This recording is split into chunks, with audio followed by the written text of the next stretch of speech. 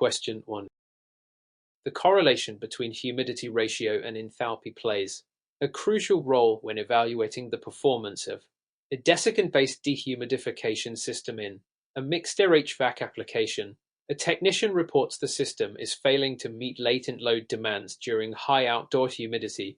The entering mixed air has a dry bulb temperature of 8 and humidity ratio of 0.18 lb. The outlet air from the desiccant measures 9 dry bulb with humidity ratio of 0.8 lb. What should be the trainer's focus while guiding the students on analyzing this problem? A. Determine if sensible heat ratio has increased above design specification. B. Check if desiccant regeneration temperature is below required level. C. Verify if enthalpy change is consistent with coil bypass factor. D. Ensure the cooling coil is operating at subcooling temperatures. Answer. Correct answer. B. Check if desiccant regeneration temperature is below required level. Explanation. Effective desiccant dehumidification requires high-temperature regeneration air. A failure to meet latent load typically results from inadequate reactivation temperature, preventing proper moisture release. ASHRAE Guideline 24 emphasizes monitoring regeneration conditions in desiccant systems. Enthalpy and coil bypass factors are more relevant to cooling coil analysis. Subcooling is not applicable to desiccants. Question 2. Given the circumstances, Mr. Lopez is supervising a student technician who is preparing to charge a new R400 Tina rooftop unit during hot weather conditions. The ambient temperature is 98 degrees and the liquid line is 35 feet long. Mr. Lopez notices the student is using fixed charge amount based on the unit nameplate without adjustments. What correction should Mr. Lopez suggest? A. Increase charge due to high ambient conditions. B. Add refrigerant based on superheat readings. C. Charge using subcooling values, adjusting for line length. D. Use suction pressure and temperature only for charging. Answer. Correct answer. C. Charge using subcooling values, adjusting for line length. Explanation. For systems with ease with most R400 Tina, subcooling is the correct method. Additional charge must account for liquid line length. Per HRConquer guidelines, and OEA charts have refrigerant per foot of line beyond the factory standard. Superheat applies to fixed orifice metering devices and at SVS. High ambient does not justify overcharging. Question 3. Throughout the course of developing a final practical exam for a new cohort of HVACR students, Thompson wants to ensure assessments evaluate not only knowledge but performance competency. Which assessment method would best align with outcome-based instructional design? A. Written multiple-choice questions targeting theoretical recall. B. Group discussions evaluating classroom participation. C. Practical skill stations evaluated with a rubric. D. Oral exams testing terminology understanding. Answer. Correct answer. C. Practical skill stations evaluated with a rubric. Explanation. Hands-on evaluations aligned with learning objectives best measure applied skills according to Bloom's taxonomy and outcome-based learning principles. Performance tasks using rubrics ensure consistency, objectivity, and skill verification. Written and oral tests may support understanding but don't assess technical competency effectively. Question 4.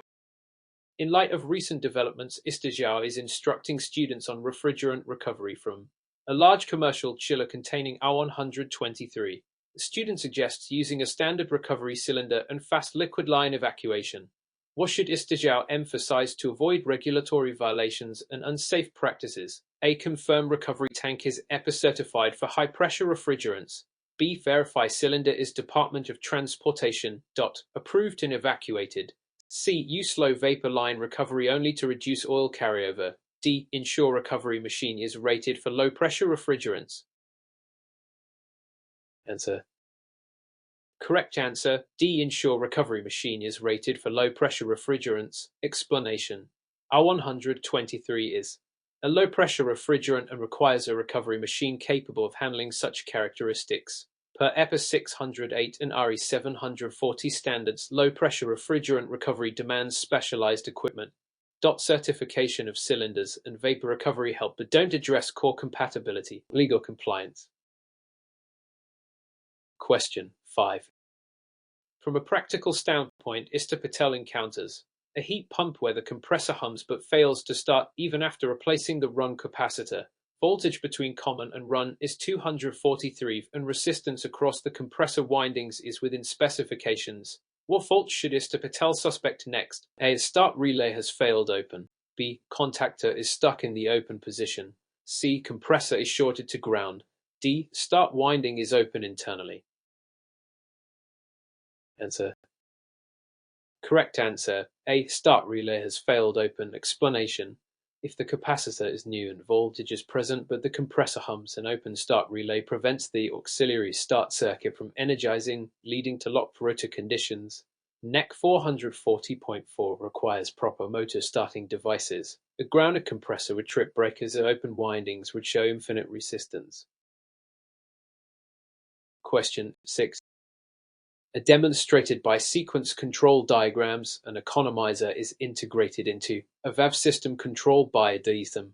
Mr. Rivera asks his students why the cooling coil activates when the outside air temperature is 55 degrees and mixed air is 62 degrees. What's the most likely cause? A. Code demand override is forcing mechanical cooling. B. Economizer minimum position is set too low. C. Outside air sensor has failed and defaults to cooling. D. Mixed air temperature set point is incorrectly calibrated. Answer. Correct answer. A. Code demand override is forcing mechanical cooling. Explanation. In DDC systems, co-sensors can override economizer logic and demand mechanical cooling to maintain IAC.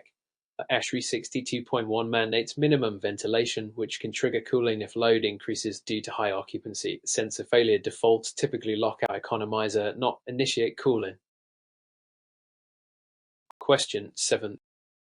Examining the consequences of bypassing an accumulator in a heat pump during heating mode. Mr. Nguyen challenges his trainees to consider component interactions.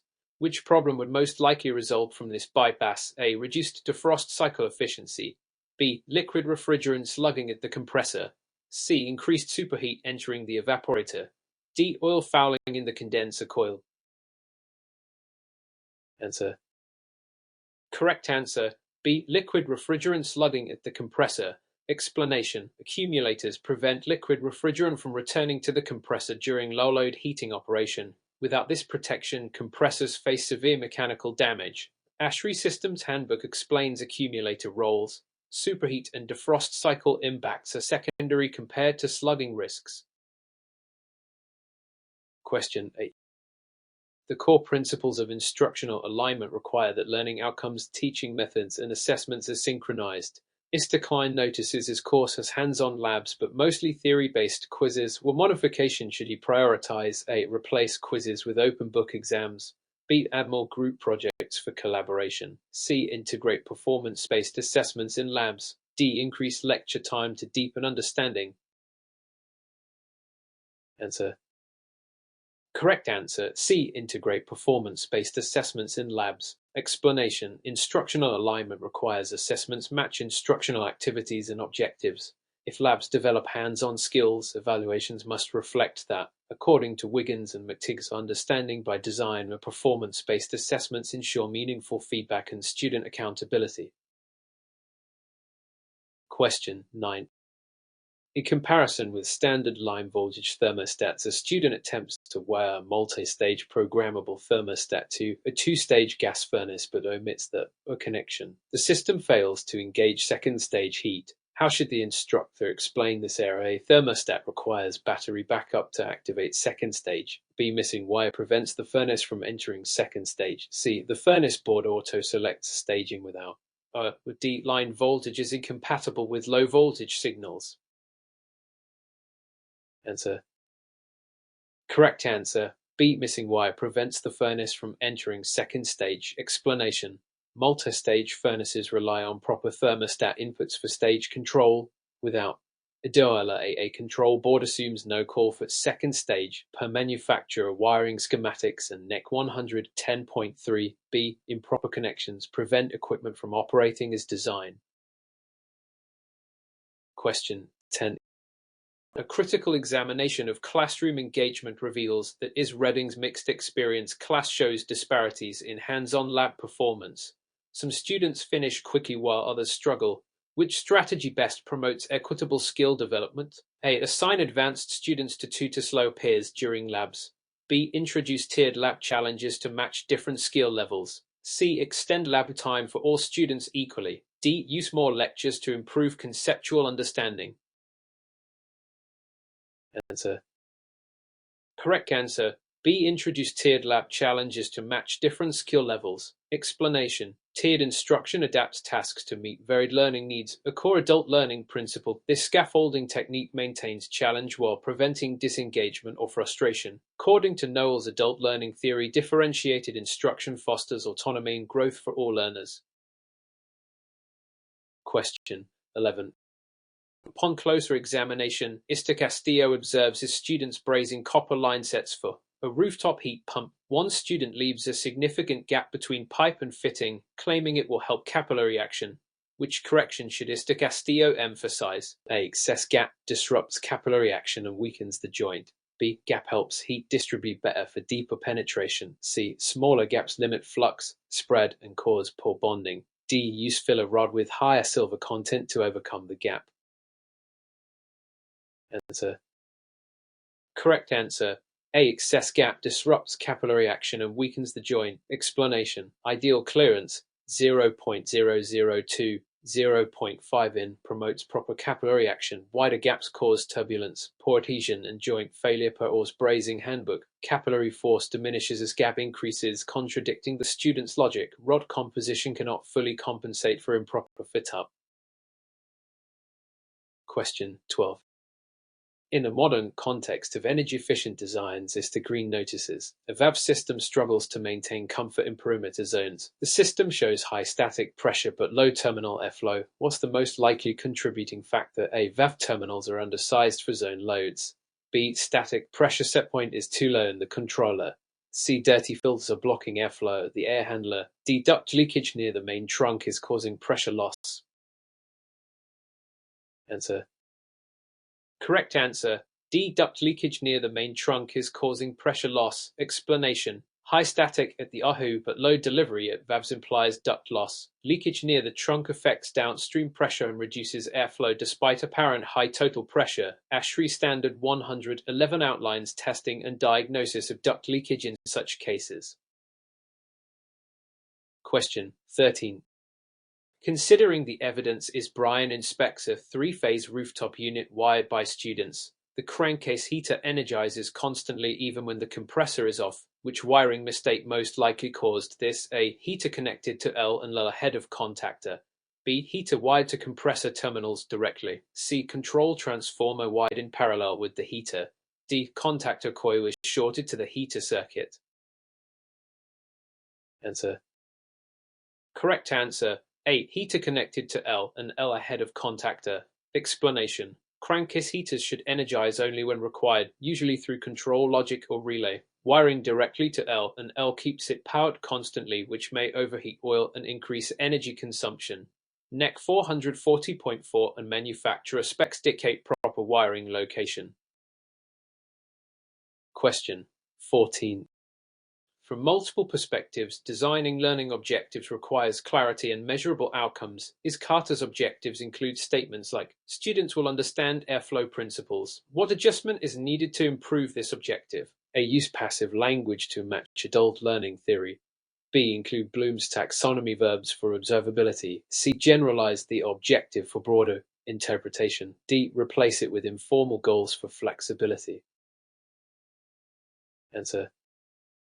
Correct answer. B. Include Bloom's taxonomy verbs for observability. Explanation. Understand is vague and unmeasurable. Bloom's taxonomy suggests specific verbs like calculate, analyze, or demonstrate for clear assessment alignment. Measurable objectives improve accountability and clarity in both instruction and evaluation processes. Question 15. A conventional wisdom about refrigerant flammability often misguides new technicians. A student believes R32, being Al, poses the same hazard level as R290 As an instructor, how should you respond? A. Al refrigerants are highly flammable and banned indoors. B. R290 and R32 share pressure characteristics, not flammability. C. Al has low flammability and is approved for specific uses. D. All A-class refrigerants are non-toxic and non-flammable. Answer. Correct answer. C. AL has low flammability and is approved for specific uses. Explanation. ASHRAE 34 classifies refrigerants. R32 is AL, low flammability and low toxicity, while R290 propane is a high flammability. The 2024 EPA SNAP Rule 23 allows AL use in many HVAC systems under Rule 60335-240 compliance. R32 is not banned. It requires risk mitigation. Question 16. The fundamental question is, why would an HVAC system with properly sized equipment still fail to maintain indoor comfort? ISTA OMAD students analyze building with frequent temperature swings and uneven humidity. What's the most probable design oversight? A. Equipment SEER rating is too low. B. Zoning control dampers were omitted. C. Supply ducts were insulated beyond code. D. Return grills are placed above diffusers. Answer. Correct answer. B. Zoning control dampers were omitted. Explanation. Without zoning, a single thermostat can't manage diverse loads across building zones, leading to discomfort and humidity imbalance. ASHRAE 55 emphasizes occupant thermal comfort. High SEER or over-insulated ducts wouldn't cause such symptoms. Return grill location has marginal impact. Question 17. When evaluating the merits of differentiated instruction, Mr. Hines reflects on his experience teaching both entry-level and veteran HVACR technicians in the same course. Which strategy best accommodates their varied backgrounds? A. Use identical assignments to promote consistency. B. Base instruction solely on the needs of beginners. C. Assign peer teaching roles to advanced learners. D. Offer layered activities with varying complexity. Answer. Correct answer. D. Offer layered activities with varying complexity. Explanation. Differentiated instruction ensures inclusivity and engagement. Layered activities, also called tiered assignments, challenge advanced learners while supporting novices. Adult learning theory supports learner autonomy and practical relevance. Peer teaching helps but can reduce instructional rigor for some. Question 18. The interrelationship between sensible heat ratio and total cooling load often confuses students. In a data center application, Mr. Black asks why the coil's latent capacity is nearly zero. What's the best explanation? A. Airflow is too low to induce condensation. B. Data centers generate mostly sensible heat. C. Latent heat is absorbed by the building envelope. D. The coil bypass factor is zero due to full wetting. Answer. Correct answer.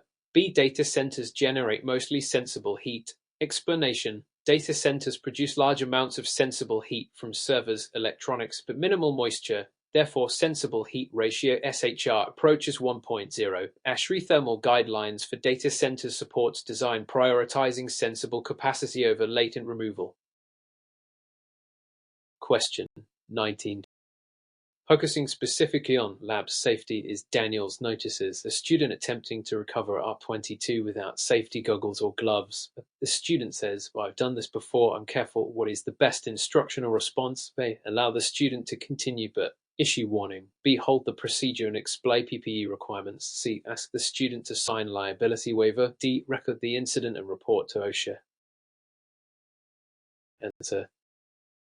Correct answer. B. Hold the procedure and explain PPE requirements. Explanation. Instructors must enforce safety protocols without exception. PPE, gloves, goggles is mandatory per OSHA 1910 subpart I and EPA section 608 requirements. Risk tolerance doesn't eliminate legal and instructional responsibility. Waivers don't negate institutional duty of care. Question 20. Through careful analysis of manufacturer data, building blueprints and commissioning reports, Mr. Jennings guides students to identify a course for repeated compressor trips in a newly installed ERF system. What approach best illustrates the expected troubleshooting process? A. Replace control boards based on error codes. B. Analyze system layout and load diversity issues. C. Verify refrigerant charge based on unit weight. D. Simulate load conditions by forcing cooling. Answer. Correct answer. B. Analyze system layout and load diversity issues. Explanation: ERF systems rely on proper diversity and refrigerant distribution. Compressor trips often stem from poor zoning, overextended piping, or imbalanced loads. Manufacturer data and commissioning specs must be synthesized to isolate root causes. Control board replacement is premature. Question 21. By evaluating a walk-in freezer that cycles off prematurely, Ista Sloan's student technician notices the box temperature rises before reaching set point, although the evaporator is frost-free. Pressures appear normal, but the system short cycles every 4-5 minutes. What should Ista Sloan emphasize during troubleshooting? A. Check for defective low-pressure switch. B. Inspect the thermostat sensing bulb placement. C. Look for oil logging in the suction accumulator. D. Measure current draw for an over-amp compressor. Answer. Correct answer. B. Inspect the thermostat sensing bulb placement. Explanation: improper sensing bulb placement near warm return air or under poor thermal contact causes inaccurate readings, leading to early cycling. According to Emerson and Sporland best practices, sensing bulbs should be well insulated and placed in representative air streams. Low pressure issues or electrical overloads would present differently. Question 22. As evidenced by student performance inconsistencies in end-of-unit evaluations, Mr. Hawkins realizes his lessons lack structured progression. What change best aligns his planning with the principles of backward design? A. Build lessons around available textbooks. B. Add pop quizzes to ensure attentiveness. C. Begin with clear assessment goals and outcomes. D. Increase lecture duration to reinforce material. Answer.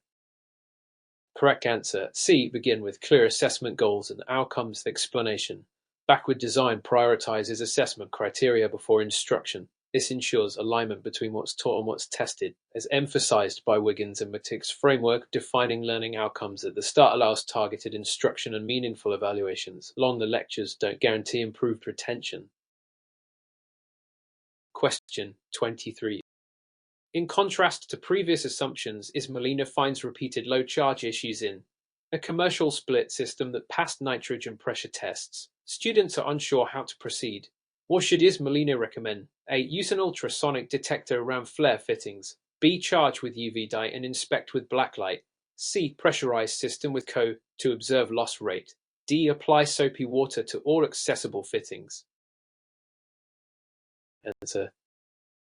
Correct answer. B. Charge with UV dye and inspect with blacklight. Explanation: UV dye can reveal microleaks that evade nitrogen tests, especially in vibration-prone joints, while ultrasonic tools help. Dye offers visual confirmation. Per RE 740 and EPA guidelines, combining dye with blacklight is effective for persistence low leaks.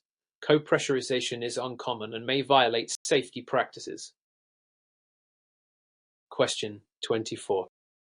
The prevailing attitude toward routine maintenance sometimes leads students to skip PPE in low-voltage environments. Mr. Emerson observes, a student working inside a 24V control panel without gloves or eye protection. What is the most appropriate response? A. Explain that 24V systems pose no significant shock hazard. B. Instruct students to wear EPE and PA 7 tie regardless of voltage. C. Require PPE early when working on 120V or above. D. Allow discretion in PPE usage for experienced trainees. Answer. Correct answer. B. Instruct students to wear EPE pen PA 7 tie regardless of voltage. Explanation: even low voltage circuits can arc under short conditions or expose students to mechanical hazards. NFPA 7 tie outlines EPE standards that apply during panel work. Educational settings must enforce these rules consistently to instill lifelong safe practices. Experience does not override code. Question 25. Taking into account national code evolution, Mr. Singh wants his students to understand why bonding of metallic components is critical in HVAC installations. Which explanation best supports the importance of this practice? A. Bonding ensures better temperature control in ducts. B. Improves system ground fault interrupting speed.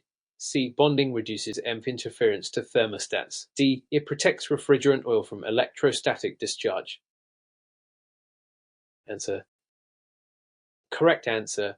B. It improves system ground fault interrupting speed. Explanation: bonding ensures a low impedance path for fault current, allowing breakers to trip rapidly and prevent fire or shock hazards. NEC 250.104 mandates bonding of metallic parts to reduce voltage potential. Emphenol discharge issues are unrelated or minor in this context. Question 26. Across different scenarios, ISTA-Chen trains advanced students to diagnose a hospital air handler with a co-sensor, demand ventilation logic, buffer-driven supply fan, and hydronic reheat. The space is underventilated despite set point of 900 ppm. What should students investigate first? A. Reheat valve operation during occupied hours. B. Miscalibration of the co-sensor or wiring. C. Improper duct static pressure control causing fan issues. D. VFD motor speed curve exceeding design limit. Answer. Correct answer. B. Miscalibration of the co-sensor or wiring. Explanation. Faulty sensor or incorrect wiring could prevent proper demand ventilation response. If the control system isn't receiving accurate occupancy data, it won't command sufficient outside air. ASHRAE 62.1 requires co-set point driven response. If failure undermines IAC, fan speed curves and valves are secondary checks. Question 27. The impact of instructor feedback is evident in how students apply learning in labs. Is Gomez typically offers general praise like, good job or needs improvement? What change should she make to enhance student development? A. Eliminate verbal feedback to avoid bias. B. Provide specific, actionable feedback tied to learning objectives. C. Focus only on technical errors without addressing behavior. D. Use peer feedback instead of instructor commentary. Answer. Correct answer. B. Provide specific, actionable feedback tied to learning objectives. Explanation. Effective feedback targets observed behavior and links it to performance standards. According to Brookotz, how to give effective feedback. Specificity boosts motivation and clarity. Vague or purely emotional comments don't guide student improvement. Peer feedback may support, not replace instructor input. Question 20. In response to complaints of overheating during morning startup in a staged heating system, ISTA-Wallace checks the DDC logs. The system activates all heating stages immediately at 6 a.m.